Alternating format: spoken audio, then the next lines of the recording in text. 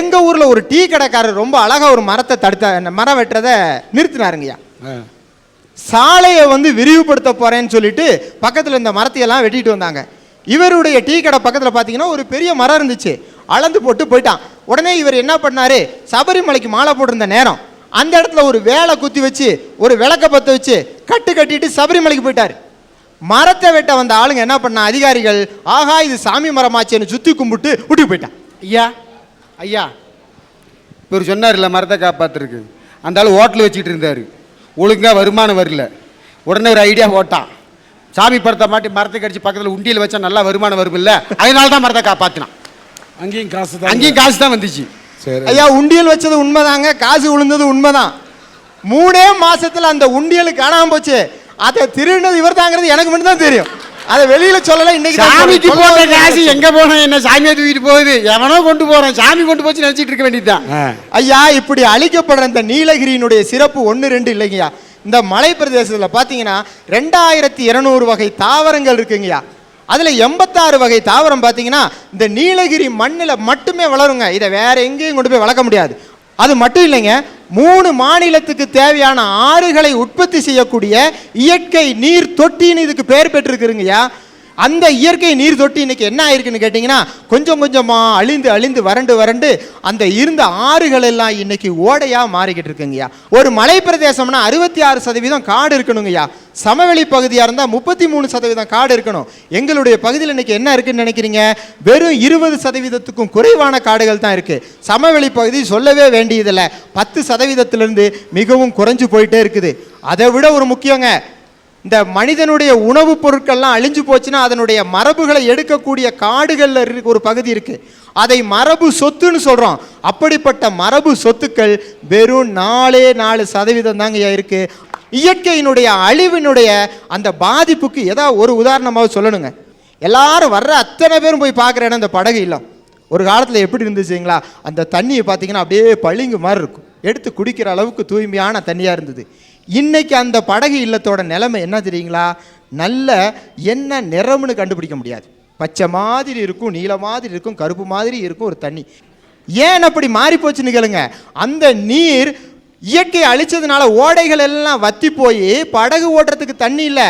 நம்ம ஆலோசனை பண்ணி பார்த்தாங்க, என்ன பண்ணுறது, ஊட்டியினுடைய ஒட்டுமொத்த சாக்கடை எங்கடா கொண்டு போகிறதுன்னு யோசனை பண்ணிக்கிட்டு இருந்தாங்க. நல்ல ஐடியா கிடைச்சிது, உரா போட் ஹவுஸ்லன்னு விட்டான்.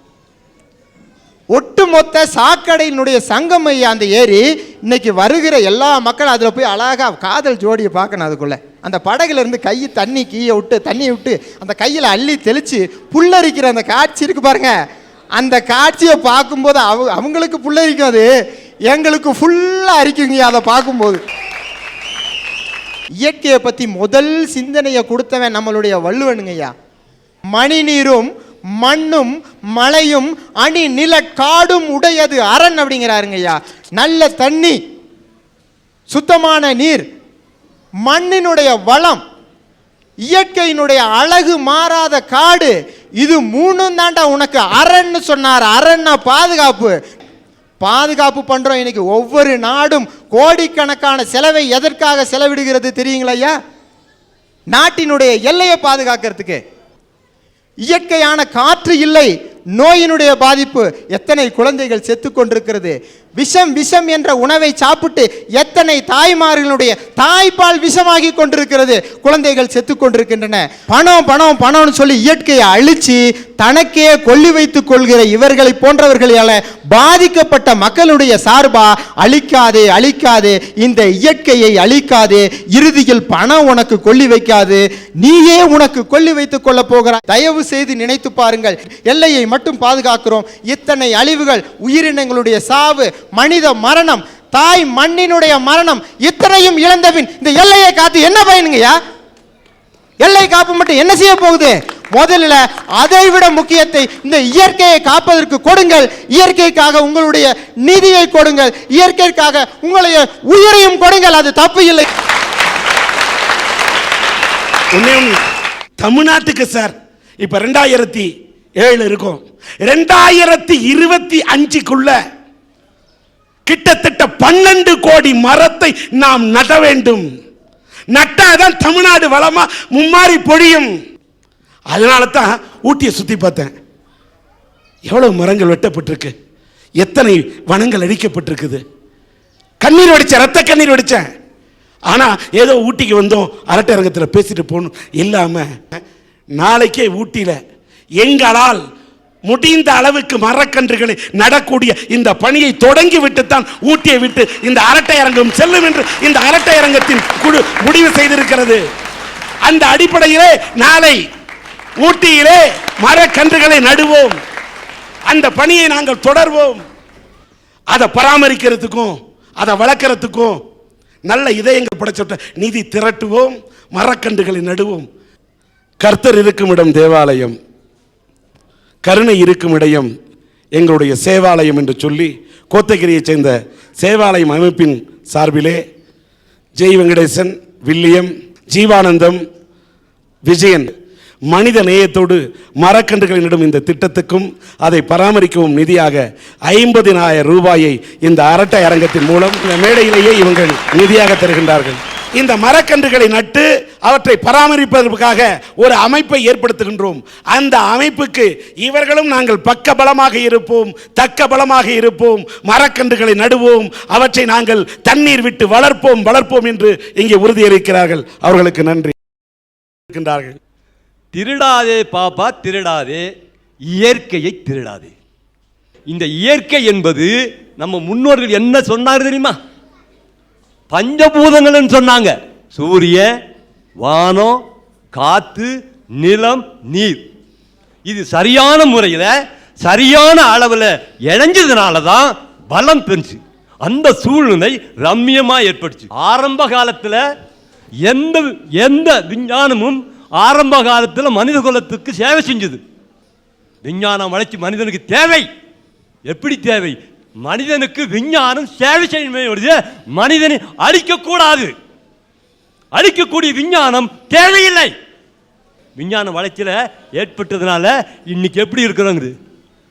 தன்னண்ணா நானண்ணா நானே நன்னை நானா நானே நானே நன்னை நானே நன்னை நானா கூழாங்குட்ட ஆறு எல்லாம் வத்தி தானே போச்சு, கூழாயடி சண்டை எல்லாம் தெருவில் கூடி போச்சு, காடு எல்லாம் வீடுவாகும் காலமாகி போச்சு, கொட்டு மழை மேகம் நல்ல காணல் நீராச்சு, ஆறு செல்லும் பாதை எல்லாம் கழிவு நீர் ஆச்சு, தெரு சொல்லும் பூமி எல்லாம் தருசாக போச்சு, குடிக்காதே நீரு கேட்டாம் ஒரு தந்த காலம், பாட்டில் நீர் 10 ரூபா விற்குது இந்த காலம், போருக்குள்ள போரு போட்டா பூமி என்ன ஆகும், பூமிக்குள்ள நீர் வறண்டு நிலநடுக்கம் தோன்று, கூறு போட்டு விக்கிதம்மா விவசாய பூமி, வருங்காலம் போகுதம்மா பட்டினியை நோக்கி.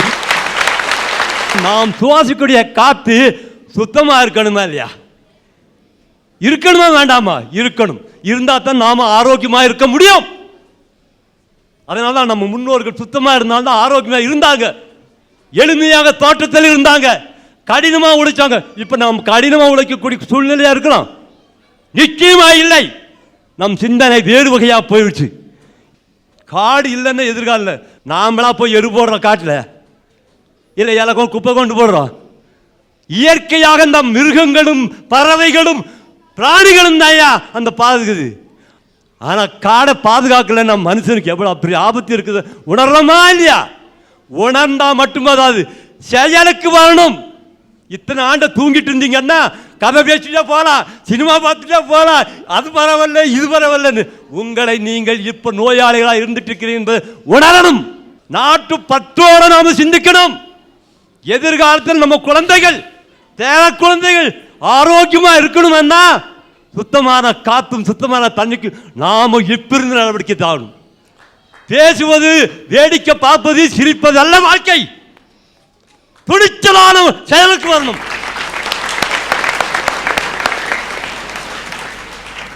ஒரு கவிஞன் சொல்றான், தோல்வியே நீதான் உண்மையான பள்ளிக்கூடம், நீதான் உண்மையான ஞானகுரு, நீ சுட்டு துளைத்ததால் தான் நான் புல்லாங்குழலானேன். ஆமா சார், தோல்வின்ற குண்டுகள் நம்ம நெஞ்ச நோக்கி பாஞ்சாலும் நம்ம கிட்ட உழைப்பு, தன்னம்பிக்கை, முயற்சி இந்த 3 இருந்துச்சுன்னா கண்டிப்பா ஜெயிச்சிடலாம் சார். சார், குடும்பத்தில் விளக்கேற்றி வைக்கிறாங்களே பொண்ணுங்க, அவங்கள நம்ம என்ன சொல்றோம்? மகாலட்சுமின்னு சொல்றோம். இந்த உலகத்துக்கே விளக்கேத்தி வச்சாரு தாமஸ் ஆல்வா எடிசன். அவரை படிக்கிறதுக்கே லாயக்கு இல்லைன்னு பள்ளிக்கூடத்துல இருந்து துரத்திட்டான். இன்னைக்கு அவரையே பல பள்ளிக்கூடங்கள்ல பாடம் பாடமா வச்சு படிச்சுக்கிட்டு இருக்கான். ஐயா, சுத்துற வரைக்கும் தான் பூமி, சுடுற வரைக்கும் தான் நெருப்பு, போராடுற வரைக்கும் தானே ஐயா மனுஷனோட வாழ்க்கை. எங்க அப்பா திருநெல்வேலி மாவட்டத்தை சேர்ந்தவங்க, எங்க அம்மா கேரளா மாநிலத்தை சேர்ந்தவங்க. 2 பேரும் விரும்பி கல்யாணம் பண்ணிக்கிட்டாங்க. கல்யாணம் பண்ணும்போது சொந்தக்காரவங்க யாரும் உதவல. 4 பெண் குழந்தைங்க. 4 நான் பிறந்தனாலையோ என்னவோ தெரியல சார், எங்க குடும்பம் நாய்ப்படாத பாடுபட்டுச்சு. எங்க அப்பா 2 கால் வாதம் வந்து நடக்க முடியாம ஆயிட்டாரு. நாங்க இன்னைக்கு ஒருவேளை சோத்து கூட வழி இல்லாம தவிச்சோம் ஐயா. எங்க அம்மா என்ன ஸ்கூல்ல சேர்த்து விடணும்னு நினைச்சாங்க. எனக்கு சத்தியமா சொல்றேயா, படிக்கணும்னு நிறைய ஆசை. சட்டையெல்லாம் கிழிஞ்சு போயிருக்கும், மாத்துறதுக்கு ஒரு சட்டை கூட இருக்காது. ஸ்கூல்ல சேர்த்தும் போது யூனிஃபார்ம் இல்லாம என்னை வெளியே நிப்பாட்டிட்டாங்க. 1 மாதம் எங்கள் அம்மா வீட்டில் ஒரே ஒரு அண்டா இருந்துச்சியா, அதை கொண்டு போய் அடமான வச்சு என்னை படிக்க வச்சாங்க. அப்படியெல்லாம் கஷ்டப்பட்டு படிக்க வச்சனால நான் இவன் 10ஆம் கிளாஸையும் 12ஆம் கிளாஸையும் முடித்தேன். கல்லூரி படிப்புக்கு போகணுன்னு நினச்சேன் சார். அப்போ கல்லூரி படிப்புக்கு போக முடியல சார். எங்கள் அக்கா எனக்காக கஷ்டப்பட்ட அக்கா பள்ளிக்கூடத்துக்கு போகாமல் கூலி வேலைக்கு போய் இன்னைக்கு அந்த கூடத்துக்கு மத்தியில் உட்காந்துருக்காங்க ஐயா. கூலி வேலைக்கு போய் எனக்காக ஹாஸ்டல் செமஸ்டர் ஃபீஸ் எல்லாம் கட்டினாங்க. இன்னைக்கு நான் எம்ஏ பட்டதாரி. அன்னைக்கு எங்க அப்பா அம்மா தோல்வியை கண்டு துவண்டு போயிருந்தா நான் கல்லூரி படிப்பை முடிச்சு இன்னைக்கு எம்ஏ பட்டதாரி இந்த மேடையில் நின்று பேசியிருக்க முடியுங்களா ஐயா?